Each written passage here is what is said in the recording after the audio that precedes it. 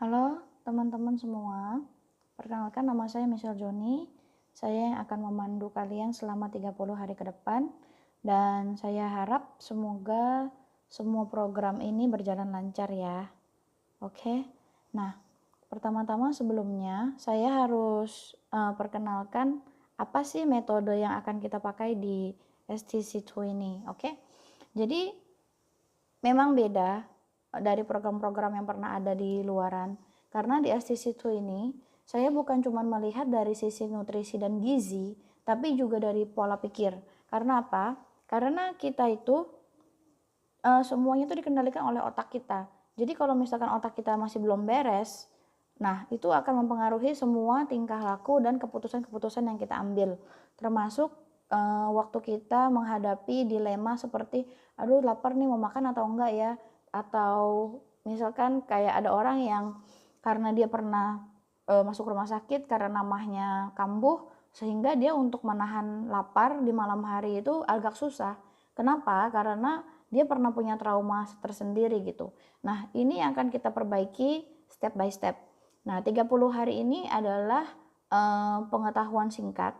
Selanjutnya itu mau dilanjutkan atau tidak itu terserah masing-masing. Saya sebagai coach, saya cuma bisa memberitahu mana yang benar dan mana yang salah berdasarkan pengalaman saya dan berdasarkan data-data yang saya punya saat saya mengatasi pasien saya. Jadi basicnya itu bukan cuma asal baca buku terus dapat ilmu dari si ini si itu gitu kan, tapi buktinya nggak ada gitu. Nah, yang saya sampaikan di STC2 itu adalah segala hal yang sudah saya buktikan sendiri dan sudah dibuktikan oleh begitu banyak orang.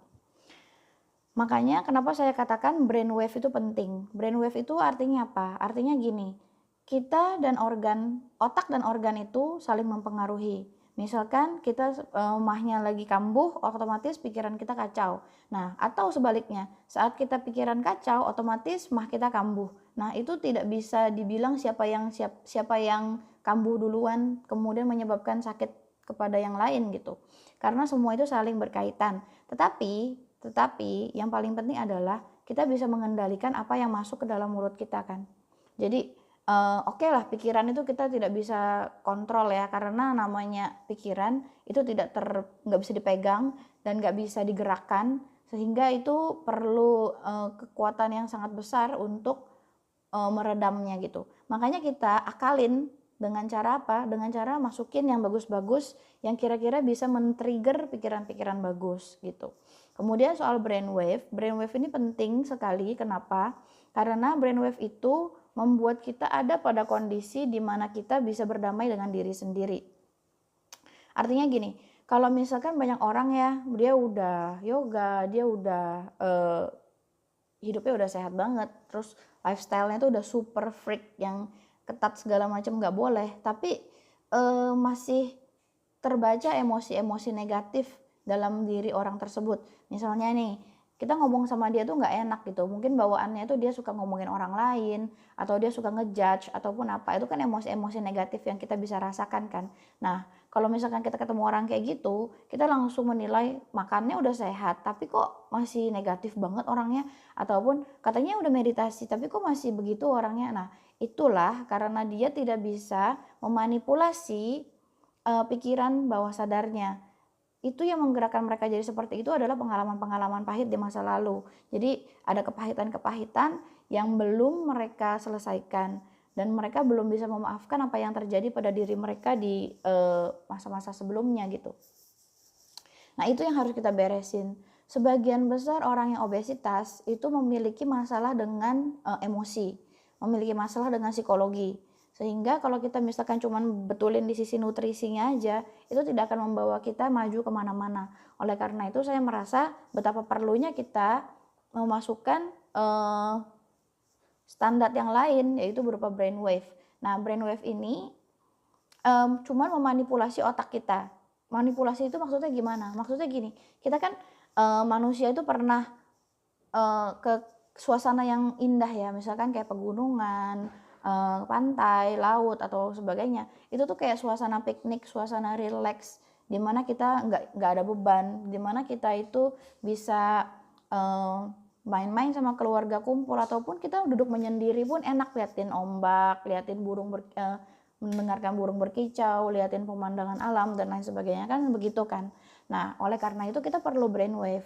Maksudnya adalah kita tutup mata, begitu kita dengerin brainwave, gelombangnya itu akan mengantarkan kita pada kondisi di mana kita berada pada memori terbaik kita. Mungkin waktu kita kecil kita pernah tamasya dengan keluarga kita.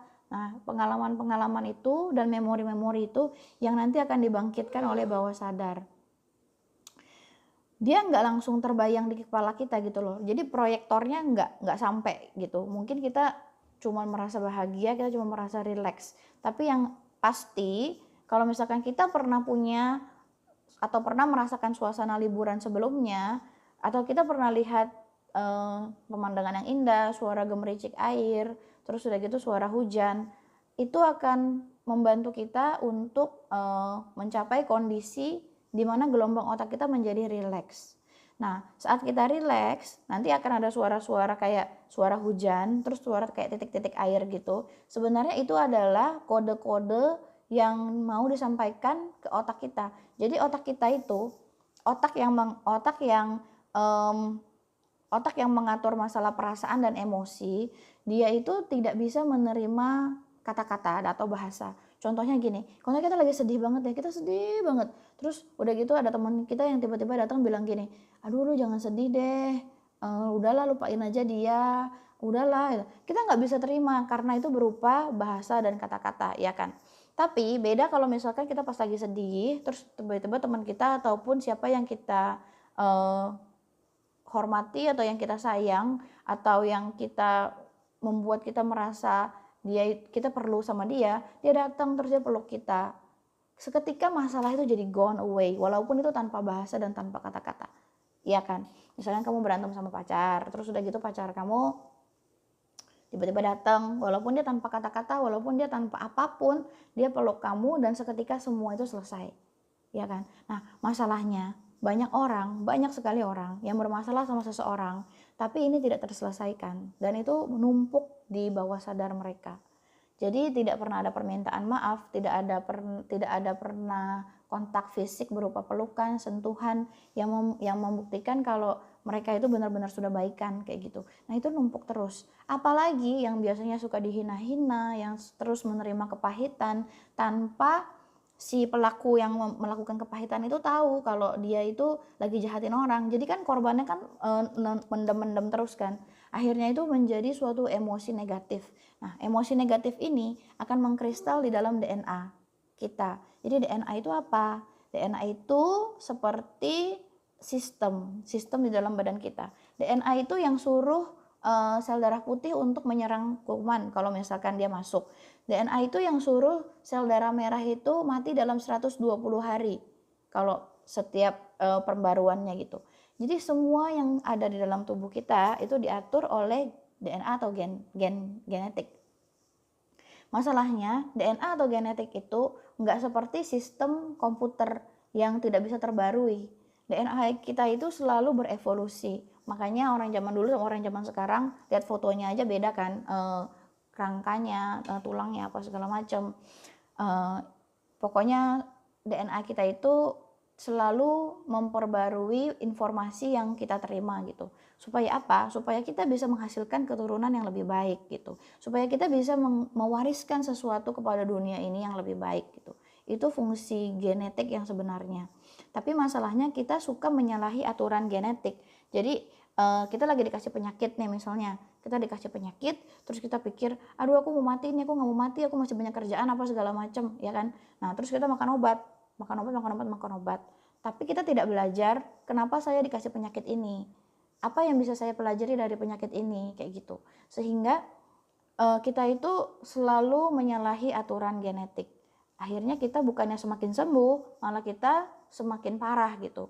Makanya banyak orang yang contohnya kanker terus kemoterapi, terus dia punya kemoterapi udah sembuh gitu ya, virusnya sudah zero, tapi akhirnya dia meninggal karena sebab-sebab yang sebenarnya sangat unik gitu. Cuman kena tipes atau DB, Nah, itu bisa menjadi penyebab kematiannya, bukan kankernya, tapi yang lain gitu. Kan itu kan aneh kan? Kenapa? Karena akar dari permasalahannya kenapa dia kena kanker itu belum stabil. Makanya suka ada orang yang walaupun sudah meditasi, sudah makan sehat, tetap bisa kena kanker atau kena penyakit-penyakit yang lain. Dan itu saya alami sendiri gitu. Itu tuh saya alami banget. Ketika kita sudah berhenti dan berdamai dengan diri sendiri, pelan-pelan gen kita itu akan membawa kita ke mana kita seharusnya berada, apa yang harus kita lakukan gitu. Nah, sebelum itu makanya saya cuma bisa membimbing kalian untuk mendengarkan brainwave gitu. Nah, brainwave ini penting banget dan itu saya bagikan secara gratis. Nah, walaupun saya bagikan secara gratis, bukan berarti saya tidak memiliki hak cipta ya. Brainwave ini semuanya waktu saya kelola, itu sudah saya beli hak ciptanya. Terus saya bisa bisa compose lagi, saya bisa rancang lagi sesuai dengan kebutuhan yang saya inginkan. Contohnya kayak untuk menghilangkan ketagihan atau untuk menghilangkan kebiasaan buruk, itu memang nggak mudah. Bukan dalam waktu 30 hari terus kamu berubah jadi orang baru gitu. Bukan seperti itu maksudnya. 30 hari ini kita cuma belajar dasarnya.